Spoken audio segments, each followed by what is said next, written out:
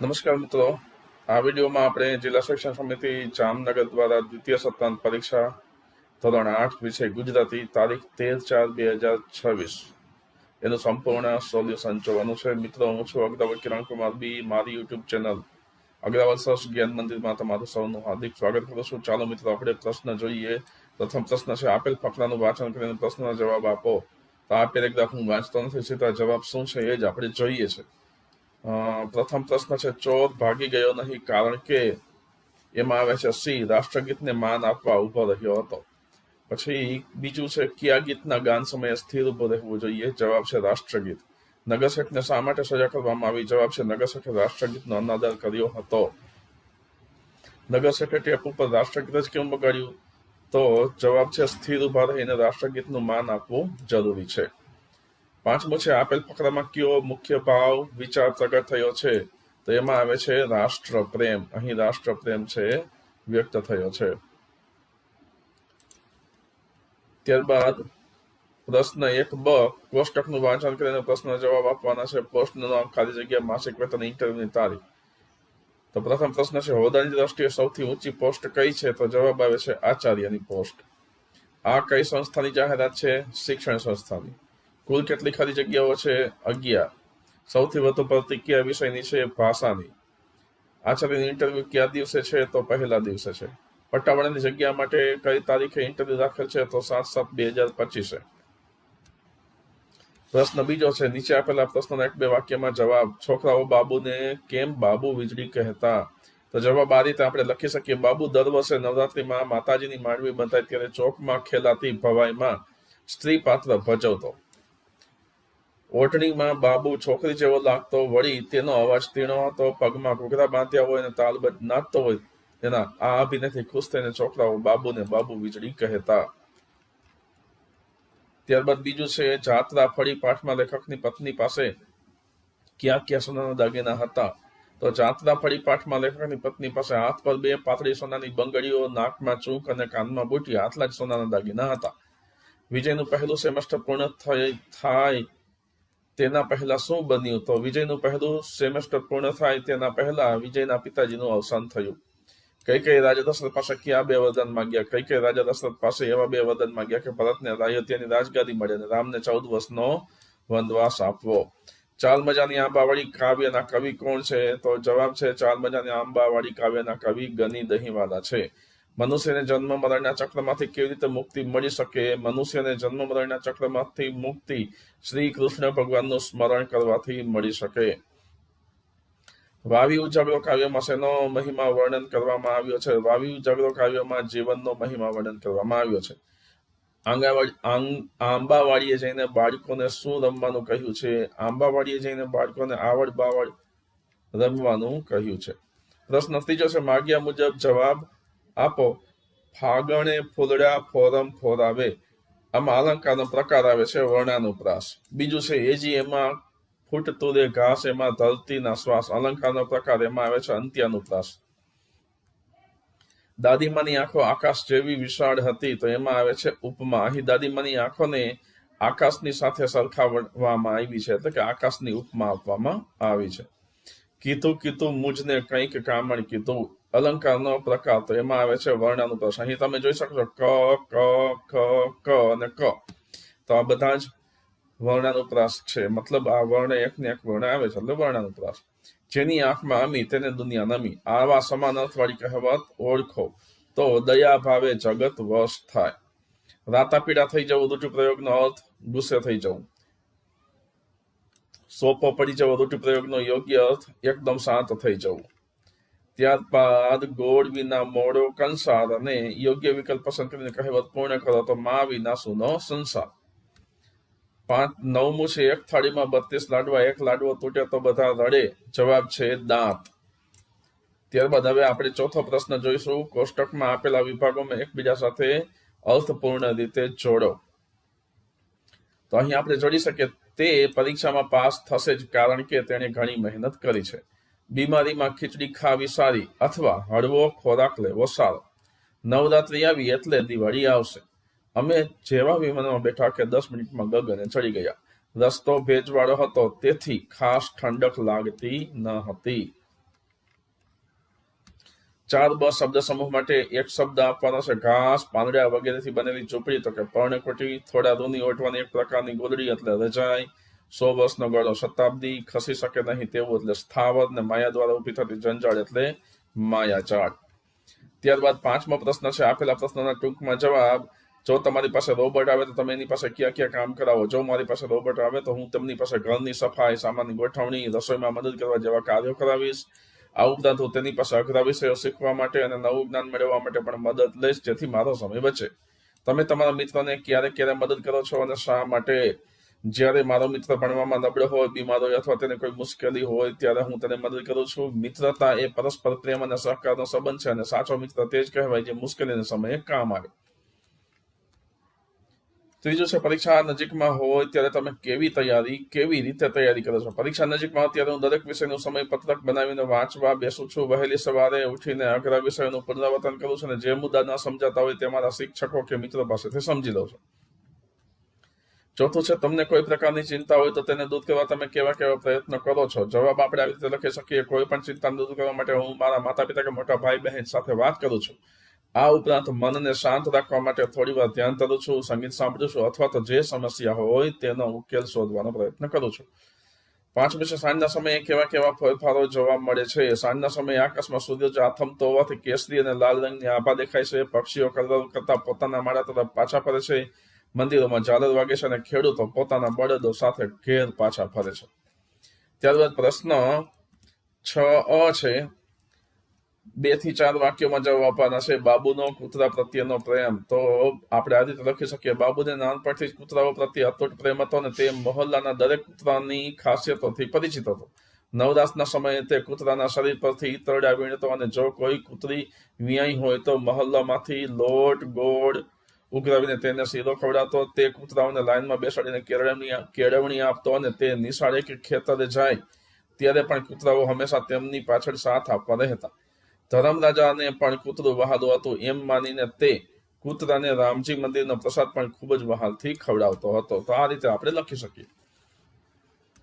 ત્યારબાદ માંડી અમારી વાત. એ પાઠમાં તમને કયું પાત્ર ગમે છે અને શા માટે? આપણે બંને પાત્રો વિશે મેં અહીં લખેલું છે. માંડવીનું પાત્ર મને ખૂબ ગમે છે કારણ કે તે ત્યાગ અને સમર્પણની મૂર્તિ છે. પતિ ભરતની સાથે તેણે પણ 14 વર્ષ સુધી રાજવૈભવનો ત્યાગ કરીને સાદગીપૂર્ણ જીવન જીવ્યું અને અયોધ્યાની જવાબદારીઓ સંભાળી હતી. પોતાની અંગત વ્યથા છતાં તેણે રઘુવંશની મર્યાદા જાળવી રાખી અને ભરતના નિર્ણયમાં મૌન રહીને સાથ આપ્યો, જે તેની ઉદારતા દર્શાવે છે. ત્યારબાદ વિકર્ણ વિશે આપણે આ રીતે લખી શકીએ. મને મહાભારતનું વિકર્ણનું પાત્ર ખૂબ જ ગમે છે કારણ કે તે અન્યાય સામે ઉઠાવનારું સાચું પાત્ર છે. કૌરવોની સભામાં જ્યારે દ્રૌપદીનું અપમાન થઈ રહ્યું હતું ત્યારે ભીષ્મ અને દ્રોણ જેવા વડીલો મૌન હતા, પણ વિકર્ણએ એકલા હાથે ધર્મનો પક્ષ લઈને વિરોધ કર્યો હતો.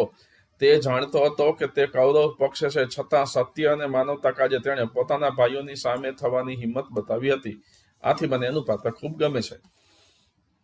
તમે જોયેલી આંબાવાડીનું વર્ણન. તો મેં જોયેલી આંબાવાડી ઘટાટોપ આંબાના વૃક્ષોથી ઘેરાયેલી ખૂબ જ રળિયામણી છે. ત્યાં આંબાની શીતળ છાયામાં મિત્રો સાથે આવડ બાવડ જેવી અનેક પ્રાદેશિક રમતો રમવાની ખૂબ મજા પડે છે. આંબાવાડીમાં પક્ષીઓનો મધુર કલરવ અને કુદરતી વાતાવરણ મનને તાજગી અને આનંદ આપે છે. કાવ્યમાં વર્ણવ્યા પ્રમાણે ત્યાં કાગળની હોડીઓ બનાવીને રમવું અને જીવનની ચિંતાઓને ભૂલીને મુક્ત મને વિહાર કરવો એક લહાવો છે. સાચે જ આંબાવાડી એ બાળપણના સુવર્ણ દિવસો અને નિર્દોષ મોજ મસ્તીનું ઉત્તમ સ્થાન છે. પ્રશ્ન 6 છે. અધૂરી વાર્તા પૂર્ણ કરો. ઉદયવન નામનું એક વન હતું. વનમાં અનેક પ્રાણીઓ રહેતા હતા. આ જંગલમાં અન્ય જંગલો કરતા એક વિશેષતા એ કે અહીંના બધા પ્રાણીઓ ભેગા થઈને પોતાનો નેતા પસંદ કરતા. શરૂઆતમાં તો બધું બરાબર ચાલતું હતું, પણ કેટલાક સમયથી જંગલના પ્રાણીઓ અંદર લડાઈ ઝઘડા કરતા હતા. જંગલના વડીલ પ્રાણીઓએ ભેગા થઈને નક્કી કર્યું કે આ વખતે એ જ પ્રાણીને આપણો નેતા બનાવશું જે ઉદયન વનમાં બધા પ્રાણીઓ વચ્ચે દોસ્તી કરાવી શકે, ભલે એ નાનું પ્રાણી હોય. બધા વિચારમાં પડી ગયા કે હવે શું કરવું. ત્યારે એક નાનકડી ખિસકોલી આગળ આવી. હવે આપણે અહીંથી આપણી વાર્તા લખી શકીએ. તમે આ સિવાય બીજી કોઈ પણ વાર્તા બનાવી શકો. ત્યારે એક નાનકડી ખિસકોલી આગળ આવીને તેમણે જવાબદારી સ્વીકારી. ખિસકોલીએ જોયું કે સિંહ અને હાથી પોતાની તાકાતના અભિમાનમાં એકબીજા સાથે બોલતા નહોતા. તેણે યુક્તિ કરી હાથીના કાનમાં જઈને કહ્યું કે સિંહ તમારી ઉદારતાના વખાણ કરતો હતો અને સિંહને કહ્યું કે હાથી તમારી શક્તિનો આદર કરે છે. ધીમે ધીમે આ મીઠી વાતોથી બંને વચ્ચેની કડવાશ દૂર થઈને તેઓ મિત્રો બની ગયા. ત્યારબાદ ખિસકોલીએ જંગલમાં એક મોટા પ્રીતિ ભોજનનું આયોજન કર્યું, જેમાં દરેક પ્રાણીએ બીજા માટે કંઈક લાવવાનું હતું. આ પ્રસંગે નાના મોટા તમામ પ્રાણીઓ ભેગા મળીને જમ્યા. અંદરના જૂના ઝઘડાઓ ભૂલી ગયા. ખિસકોલીની આ ચતુરાઈ અને પ્રેમભર્યા પ્રયત્નો જોઈને જંગલના વડીલો ખૂબ પ્રભાવિત થયા. ઉદયનવનમાં ફરીથી શાંતિ અને સંપ સ્થપાયા, જે જોઈને બધાએ સાથે મળીને ખિસકોલીને જંગલની નેતા જાહેર કરી. આમ તાકાત કરતા પ્રેમ અને સમજદારીથી કામ લેનાર નાનકડી ખિસકોલીએ આખા વનને એક કરી દીધો. આ વાર્તા પરથી બોધ મળે છે કે સંપ ત્યાં જંપ અને પ્રેમથી ગમે તેવી દુશ્મનાવટને પણ દૂર કરી શકાય છે. ત્યારબાદ 9મો પ્રશ્ન આપણે જોઈએ. કોઈ પણ એક વિષય ઉપર તમારે 5 પ્રશ્નો બનાવવાના છે. જેમ કે બેંક મેનેજરની ઇન્ટરવ્યુ લેવા જાઓ તો કયા પ્રશ્નો પૂછો, અને પોલીસનું ઇન્ટરવ્યુ લેવા જાઓ તો કયા પ્રશ્નો પૂછો. આપણે બેંક મેનેજર માટેના પ્રશ્નો જોઈએ કે તમારી બેંકમાં નવું ખાતું ખોલાવવા માટે કયા પુરાવા જોઈએ. બેંક મેનેજર તરીકે તમારે દિવસ દરમિયાન કયા મુખ્ય કાર્યો કરવા પડે છે. ગ્રાહકોને લોન આપવા માટે તમારી બેંક કયા નિયમોનું પાલન કરે છે. ઓનલાઈન બેન્કિંગનો ઉપયોગ કરતી વખતે ગ્રાહકોએ કઈ સાવચેતી રાખવી જોઈએ. ખેડૂતો અને નાના વેપારીઓ માટે તમારી બેંકમાં અત્યારે કઈ ખાસ યોજનાઓ છે. ત્યારબાદ પોલીસ અધિકારીના પ્રશ્નો આપણે નીચે પ્રમાણે પૂછી શકીએ કે તમે પોલીસ સેવામાં જોડાવાનું કેમ નક્કી કર્યું. તમારી નોકરી દરમિયાનનો સૌથી યાદગાર કે પડકારજનક કિસ્સો કયો છે. સામાન્ય નાગરિકોએ પોતાની સુરક્ષા માટે શું સાવચેતી રાખવી જોઈએ. ચોથો પ્રશ્ન આવો આપણે પૂછી શકીએ, ગુનાખોરી ઘટાડવા માટે પોલીસ તંત્ર કેવા પગલાં લે છે. અને 5મું, નવા યુવાનો કે જે પોલીસમાં આવવા માંગે છે તેમને તમે શું સંદેશ આપશો. 8મો પ્રશ્ન, વિરોધી શબ્દ લખીને વાક્યનો અર્થ ન બદલાય તે રીતે વાક્ય ફરીથી લખો. તો બગીચામાં ફૂલની સુગંધ ફેલાઈ રહી છે. તો અહીં સુગંધ શબ્દનો વિરોધી શબ્દ આવે છે દુર્ગંધ. હવે વાક્યનો અર્થ ન બદલાય એ પ્રમાણે આપણે એને વાક્ય બનાવવાનું. એટલે આપણે લખી શકીએ બગીચામાં ફૂલની દુર્ગંધ આવતી નથી. બીજું છે તે કાયર માણસ નથી. કાયરનો વિરોધી થાય બહાદુર. એટલે આપણે લખવાનું છે તે બહાદુર માણસ છે. રમેશ સજ્જન માણસ છે. સજ્જનનો વિરોધી દુર્જન થાય. એટલે આપણે વાક્ય બનશે રમેશ દુર્જન માણસ નથી. અહીં છે તો અહીં નથી. મને સફળ થવાની આશા છે. તો આશાનો વિરોધી થાય નિરાશા. એટલે મને સફળ થવાની નિરાશા નથી. બીજું 5મું છે સારા કામ કરનારને સ્વર્ગ મળે. તો એનો વિરોધી સ્વર્ગનો વિરોધી નર્ક થાય. એટલે સારા કામ કરનારને નર્ક મળતું નથી. તો આ રીતે આપણે લખવાનું છે. ત્યારબાદ 9મું, કોઈ પણ એક વિષય ઉપર નિબંધ લખવાનો. હોળીની ઉજવણી તમારા બાળપણનો પ્રસંગ. મેં અહીં બંને આપેલા છે. તો આપણે સરસ વ્યવસ્થિત નિબંધ લખવો હોય તો આવી રીતે લખવું પડે. સૌ પ્રથમ આપણે પ્રસ્તાવના લખીશું, ત્યારબાદ હોળીનું પૌરાણિક મહત્વ હોય લખીશું, ત્યારબાદ કઈ રીતે ઉજવણી કરીએ છીએ એ લખીશું, અને ત્યારબાદ આપણે ઉપસંહાર કરીશું. આ રીતે આપણે જો નિબંધ લખીશું તો એ વધારે ઇફેક્ટિવ બનશે. ભારત એ તહેવારોનો દેશ છે. એમાં હોળી એ સૌથી મોટો અને આનંદદાયક ધાર્મિક તહેવાર છે. હોળીનો તહેવાર ફાગણ મહિનાની પૂનમના દિવસે ઉજવવામાં આવે છે. આ તહેવારને રંગોનો તહેવાર પણ કહેવામાં આવે છે. તો આ આપણી પ્રસ્તાવના બની ગઈ. ત્યારબાદ હવે હોળીનું પૌરાણિક મહત્વ પણ આપણે જણાવીએ.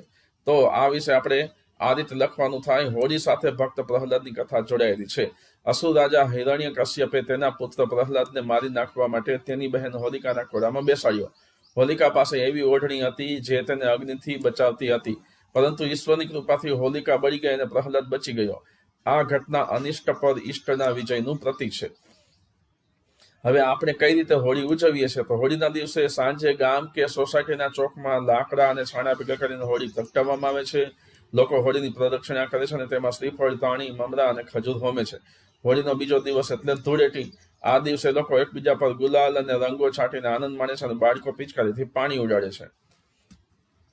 છેલ્લે ઉપસંહાર કરતા આપણે આ રીતે લખવાનું થાય. હોળીનો તહેવાર આપણને સમૂહ જીવન અને ભાઈચારાનો સંદેશ આપે છે. લોકો જૂના વેરઝેર ભૂલીને એકબીજાને ગળે મળે છે. આપણે હોળીમાં કુદરતી રંગોળીનો ઉપયોગ કરવો જોઈએ, જેથી પર્યાવરણને અને શરીરને નુકસાન ન થાય. હવે બીજું છે તમારા બાળપણનો યાદગાર પ્રસંગ. આના માટે આપણે આ રીતે લખી શકીએ. પ્રસ્તાવના, બાળપણ એ મનુષ્યના જીવનનો સૌથી સોનેરી કાળ છે. બાળપણની યાદો હંમેશા મીઠી અને મનમોહક હોય છે. મારા બાળપણમાં પણ અનેક પ્રસંગો બન્યા છે, પરંતુ એક પ્રસંગ મને આજે પણ બરાબર યાદ છે. હવે એ પ્રસંગ કયો હતો? તો જ્યારે હું 8 વર્ષનો હતો ત્યારે ઉનાળાના વેકેશનમાં બધા મિત્રો મારા દાદાના ગામે ગયા હતા. ગામની ભાગોળે એક વિશાળ આંબાવાડી હતી. એક બપોરે અમે સૌ મોટાઓની નજર ચૂકવીને આંબાવાડીમાં કેરીઓ ખાવા ગયા. અમે આંબા પર પથ્થર મારીને કાચી કેરીઓ એટલે કાતરી પાડતા હતા અને તેના પર મીઠું મરચું લગાવીને ખાતા હતા. અચાનક આંબાવાડીના રખેવાળ એટલે કે ચોકીદાર લાકડી લઈને અમને પકડવા દોડ્યા. અમે બધા જીવ લઈને નાઠા. દોડતા દોડતા મારો પગ એક ખાડામાં પડ્યો અને હું નીચે પછડાયો. મારા બધા મિત્રો આગળ નીકળી ગયા, પણ મારો ખાસ મિત્ર રમેશ પાછો આવ્યો. એણે મને ઉભો કર્યો અને અમે બંને જાળીમાં છુપાઈ ગયા. રખેવાળ અમને શોધ્યા વગર ત્યાંથી નીકળી ગયા. એ સમયે જે ડર હતો તે અત્યારે યાદ આવતા હસવું આવે છે. તે દિવસે રમેશે બતાવેલી મિત્રતા અને એને અમે સાથે મળીને ખાધેલી એ ખાટી મીઠી કેરીનો સ્વાદ હું ક્યારેય ભૂલી શકતો નથી. આજે પણ જ્યારે અમે મિત્રો ભેગા થઈએ છીએ ત્યારે આ પ્રસંગ વાગોળીએ છીએ. ખરેખર બાળપણના એ દિવસો ફરી ક્યારેય પાછા આવતા નથી. મિત્રો, આના સિવાય પણ તમે તમારા સાંસ્કૃતિક કાર્યક્રમમાં તમને કોઈ ઇનામ મળ્યું હોય અથવા તો સાંસ્કૃતિક કાર્યક્રમમાં ભાગ લીધો હોય, નાટકમાં, તો એના વિશે પણ તમે લખી શકો. તો આ રીતે તમે તમારી રીતે કોઈ પણ તમારો બાળપણનો પ્રસંગ અહીં તમે આપી શકો. તો મિત્રો, આ રીતે છે એ આપણે આખું પેપર છે એ સોલ્યુશન કરેલું છે. મિત્રો, મારી યુટ્યુબ ચેનલ અગ્રાવાદ સહજ જ્ઞાન મંદિરને તમે સબસ્ક્રાઇબ કરજો અને તમારા અન્ય મિત્રોને પણ શેર કરજો. ધન્યવાદ.